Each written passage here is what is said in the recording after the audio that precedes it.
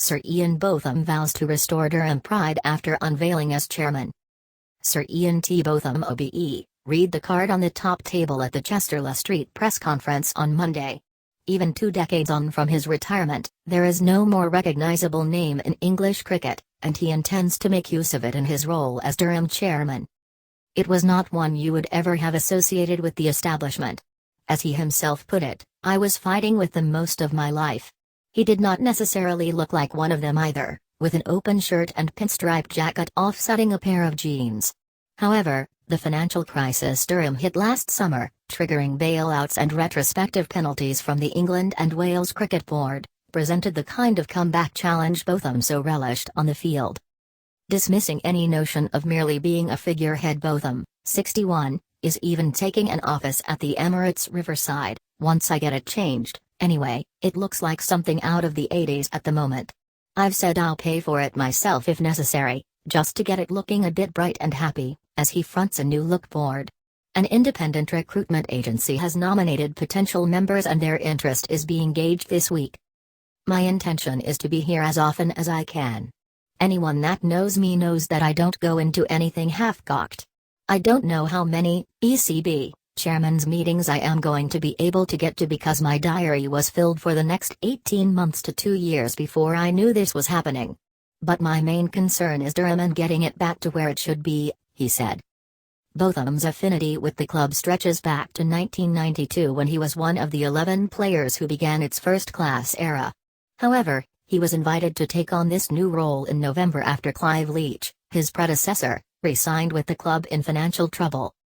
Botham still lives near Scotch Corner, a 40-minute drive away. But the plan to combine his role with television commentating commitments was hatched 250 miles further south in Alfred's, a private members' club in central London, during an evening with Rod Bransgrove, the chairman of Hampshire, ironically the club to benefit from Durham's demotion to Division 2 of the county championship. "That's when I decided, yes, I'm going to take it on. I was having a drink with Rod, we met there, having a glass of wine. We sat down, he's one of my closest friends, someone I can confide in and talk to, and I said, 'What do you reckon?' We went through the pros and cons, the ups and downs and the problems, because he went through a similar thing at Southampton. He's been magnificent," Botham said. "There's a lot of people who know me are surprised that I am sat here. But the ones that really know me knew I'd have a go. Why not? I've been in the game all my life. I've seen it from a player's point of view. I think I can give a fair bit back. It's a wonderful ground and we want to see it full." Durham finished in 4th place in Division 1 in 2016, 45 points ahead of Hampshire. But they agreed to start 2017 bottom of the 2nd tier, on -48 points, with an externally set salary cap after accepting a restructuring of their £923,000 debt to the ECB - the staging fee for last year's test against Sri Lanka, and taking further advanced payments from the board to continue as a going concern. The £3.74 million owed to Durham County Council, approximately half their arrears, was converted into shares, and the club turned into a community interest company. "My job is to bring in new faces in sponsorship, open doors that perhaps couldn't have been opened. We're realistic, we know the club was very close to closing down. We did not. We have had very severe penalties, I believe. Certainly the points were unnecessary, but we'll take it on the chin.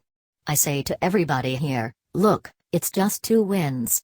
The team are more than good enough to get those 2 early wins. In Division 2, we'll probably be the best side by a distance, and with the character and determination of the guys here it is not a case of if but when we get back to the top level." There are plans to strengthen links with neighbouring counties Cumbria, where Ben Stokes played his junior cricket, and Northumberland, home to another England player, Mark Wood. Despite being only 25 years old in professional terms, Durham represents a huge expanse of northern cricket, and Botham envisages taking games out to places across the borders in future.